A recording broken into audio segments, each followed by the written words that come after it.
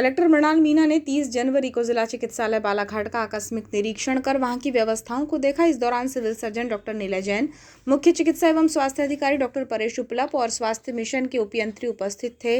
निरीक्षण में पाया गया कि पूर्व में दिए गए निर्देश के अनुसार जिला चिकित्सालय में शौचालय और ड्रेनेज के कार्य कराए गए हैं और साफ सफाई की व्यवस्था में सुधार हुआ है। निरीक्षण के दौरान मरीजों से चर्चा में पता चला कि प्रसूति वार्ड की सेवाओं में सुधार हुआ है। गर्भवती माताओं की काउंसलिंग व्यवस्था पहले से बेहतर हो गई है। कलेक्टर श्री मीना ने जिला चिकित्सालय की ट्रामा सेंटर में संचालित महिला एवं प्रसूति वार्ड का निरीक्षण किया। इस दौरान उन्होंने प्रसव के लिए आने वाली महिलाओं के परीक्षण और काउंसलिंग की विस्तार से जानकारी ली। उन्होंने प्रसव के लिए आई महिलाओं से चर्चा की और जानकारी ली कि वे जिला चिकित्सालय तक किस साधन से आई हैं। इस दौरान कलेक्टर श्री मीना ने प्रसव के लिए भर्ती की गई महिलाओं की रिकॉर्ड फाइल का निरीक्षण किया और निर्देशित किया कि उसमें आशा कार्यकर्ताओं के नाम के साथ ही काउंसलिंग में दी गई सलाह भी दर्ज की जाए। निरीक्षण के दौरान बताया गया कि जनवरी 2026 में जिला चिकित्सालय में प्रसव के लिए 753 गर्भवती माताओं को भर्ती कराया गया है। इनमें से लगभग 90 महिलाएं स्वयं की इच्छा से या बिना बताए चली गईं। कलेक्टर श्री मीना ने प्रसव के लिए भर्ती होने के बाद बिना बताए या स्वेच्छा से महिलाओं के चले जाने पर नाराजगी जाहिर की और कहा कि भर्ती होने वाली महिलाओं को काउंसलिंग अच्छी और बेहतर मिले। जो महिला स्वयं की इच्छा से या बिना बताए प्रसव के लिए अन्य स्थान पर चली गई हैं, उनकी भर्ती के समय ड्यूटी पर तैनात वार्ड बॉय, नर्सिंग ऑफिसर और अस्पताल लाने वाली आशा कार्यकर्ता को नोटिस दिया जाए कि ऐसी स्थिति क्यों निर्मित हुई और इसकी जांच की जाए। लेकिन आप उसमें शुरुआत में लिखोगे कि ये जब पेशेंट आया था आपने शुरुआत में चेक किया क्योंकि आपने आशा आई थी अगर ये बता रहे हैं आशा नहीं आई थी तो फिर आशा से ताकि जाएगी क्यों नहीं आई अलग अलग चीज़ों में मत करो ताकि आशा नीचे कॉलर दिक्कत नहीं है ब्लड की कमी बता रहे थे मेरे को तो चल रहा है ना सर जी यार वो मैडम भी रिफर कर दिए थे। कौन रिफर कर दिए भैयर में कहाँ CHC गए थे जी ठीक है वहाँ से यहाँ पे रेफर कर जी हाँ भैया में ब्लड ट्रांसफ्यूजन नहीं होता है क्या नहीं वो टाइम लगता है बोले तो क्या आप वहाँ पर चले जाइए भैया में अभी शायद शुरू नहीं कि अभी आपका वेट करें, जैसे कल की डेट है सर 31 की डेट है और पेशेंट को आज ही ऑपरेशन करवाना है अपनी मर्जी से सर। अभी भी हमारे पास ऐसी पेशेंट रखी हुई है सर कि जो ऑपरेशन ही करवाना चाहते हैं। नॉर्मल डिलीवरी में समय लगता है वेट करना पड़ेगा तो रुकना ही नहीं चाहिए। ऐसे कहीं रहता है कि आप ऑपरेशन कर दीजिए जल्दी रेफर हो गया है तो आपको पहले भी बोला है संबंधित DMO से आप बात करिए कि क्यों रेफर करिए नहीं पर यहाँ एग्जामिन करते हैं नहीं किया है इसमें नहीं किया ना सर मैंने काउंसलिंग की ना काउंसलिंग नहीं इसी हाँ सर ये जो 100 केसेस हैं अब इनने 40 बता दिए लामा हो गए ठीक है इन्होंने 50 की एक लिस्ट बना ली ये सारे एब्सकॉन्ड करते हैं ये तो लामा भी नहीं एब्सकॉन्ड करके जा चुके हैं। इनका कहना है कि हमको तो बताया ही नहीं ना उनने मेडिकल एडवाइस से कुछ नहीं छोड़ के चले गए सपोर्ट के। इसमें सबका एक एक करके ऑडिट करवाइए। मैंने पहले भी बोला था कि इसके बिना यहाँ का जो सिस्टम है वो सुधरेगा नहीं। ये क्यों चले गए आशा क्या कर रही थी यहाँ पे फिर इन लोगों ने तो करना ही शुरू नहीं किया ये तो क्यों रजिस्टर बना करके बैठ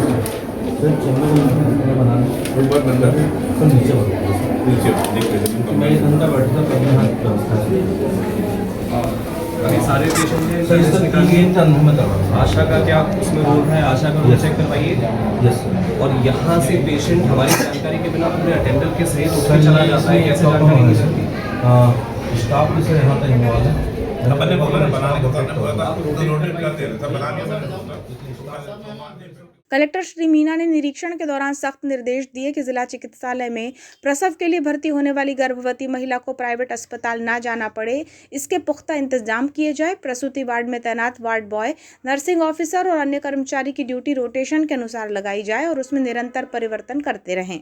उन्होंने जिला चिकित्सालय परिसर में प्राइवेट एम्बुलेंस की एंट्री पर सख्ती से रोक लगाने के निर्देश दिए और कहा कि रात्रि के समय भी निरीक्षण कर इसका ध्यान रखा जाए। कलेक्टर श्री मीना ने ट्रामा सेंटर में नवजात शिशुओं के उपचार के लिए संचालित SNCU का भी निरीक्षण किया। इस दौरान उन्होंने SNCU की व्यवस्थाओं को और भी बेहतर बनाने के लिए कहा। उल्लेखनीय है कि जिला चिकित्सालय की एसएनसीयू पूर्व में पुराने भवन में संचालित थी। अब एसएनसीयू को प्रसूति वार्ड के पास रखने के उद्देश्य से ट्रामा सेंटर वाले भवन में स्थानांतरित कर दिया गया है।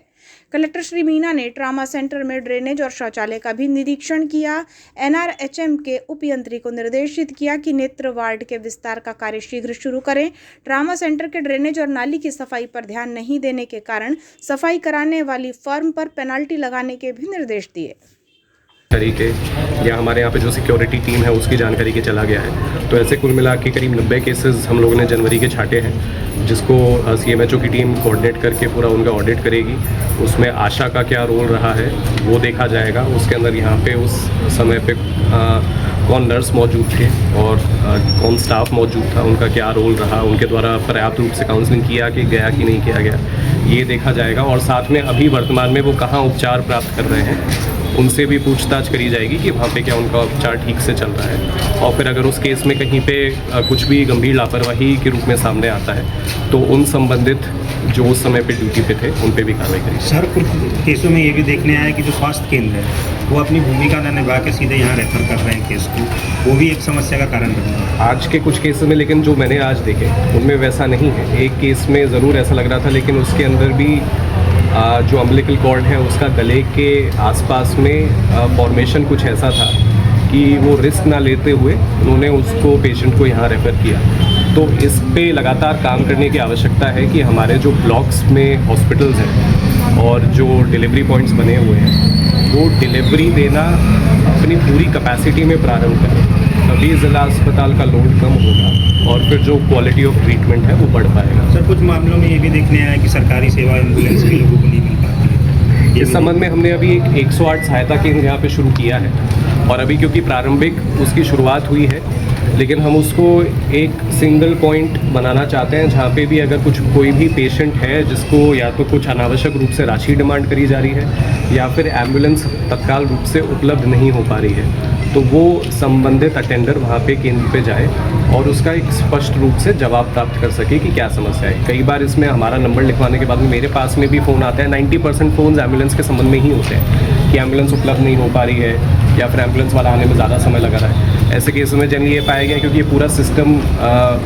एक सेंट्रलाइज सिस्टम है जिसका एलोकेशन एम्बुलेंस का कि कौन सी एम्बुलेंस आएगी, अलॉटमेंट से लेके उनका पूरा का पूरा ड्राइवर का अलॉटमेंट, सारी चीज़ें भोपाल से रन करती हैं लोकली। लेकिन हम ये भी कई बार देखते हैं कि एम्बुलेंस जहाँ पे खड़ी होनी चाहिए उस निश्चित स्थान पे खड़ी नहीं होती है, तो उस चीज़ पे अभी काम करना शुरू किया है। साथ में क्योंकि कंप्लेंट्स जनरली हॉस्पिटल से ही आएंगी ज़्यादातर, तो ये जो सहायता केंद्र है उससे ये उम्मीद है कि यहाँ पे लोग शिकायत करेंगे, उन शिकायत का प्रॉपर रिकॉर्ड कीपिंग होगा, तो किस तरीके की समस्या आ रही है उसको हम थोड़ा और रिजॉल्व करते हैं। सर, आप लगातार निरीक्षण कर रहे हैं, बावजूद उसके व्यवस्थाओं में उतनी उम्मीद के साथ सुधार नहीं हो रहा है, इसका कारण क्या है? नहीं, मैं ये नहीं मानता सुधार नहीं हुआ है, कुछ सुधार हुआ है, बट ये रेगुलरली इस पे काम करने की आवश्यकता है। सर, जिसको आप निर्देशित करते हैं जो काम के लिए, वो काम पूर्ण नहीं होता है। जैसे आपने आई वार्ड के लिए 5 बिंदु के लिए मशीन का ऑर्डर के लिए बोला था, ये कम से कम 2 महीना हो गया। आई वार्ड की एक समस्या, मैडम बोलती है हमारे पास आई वार्ड नहीं है इसलिए हम ज़्यादा ऑपरेशन नहीं कर सकते। ये भी एक बड़ी समस्या